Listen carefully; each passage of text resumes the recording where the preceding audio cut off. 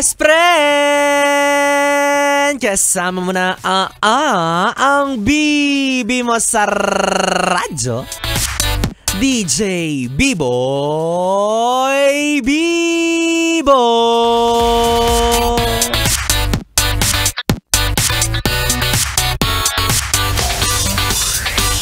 Yes, friend! Naranasan mo na ba yung pilit kang ibinabalik sa nakaraan?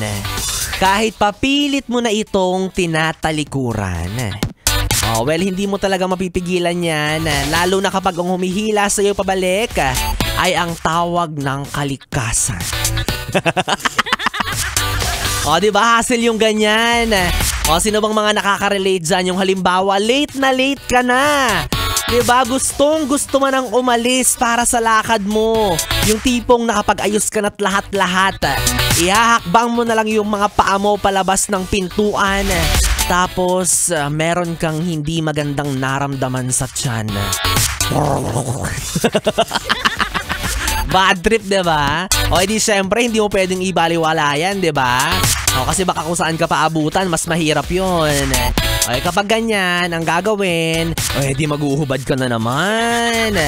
Pagpapawisan ka pa sa palikuran, napaka-hassle, nakakairita, no? O, ewan ko na lang, siguro sign na yan para hindi ka gumala, umalis at gumastos. Eto naman kasi, onting kain, igit agad. Pasado ka naman kasing palaipot, yes friend. Anyways, pasintabi po sa mga kumakain, no? O kaya naman, hi, hello sa mga yes friend natin na masyadong sineryoso ang kasabihang ang hindi lumingon sa pinanggalingan, hindi makakarating sa paroroonan. O kaya hanggang ngayon ay umaasa pa rin siya na yung ex niya ay makikipagbalikan. Ay, siya nga. O, tama ka na, be, ha? Wala ka ng pag-asa sa kanya. 2025 na utang na loob, mag-move on ka na. Lahat kami may bago ng jowa, ikaw naglalaway pa rin sa kanya. Oh, for sure din, no? May bago ng jowa yan siya, hayaan mo na siya. Tanggapin mo na lang yung realidad na yung dating taong pinakamamahal mo, inalagaan mo ng todo, iningatan, tinatangi, at ginawa mong mundo ay nasa piling na ngayon ng ibang tao. Aww! Yan. Hindi ka kasi marunong mag-alaga. Buti nga.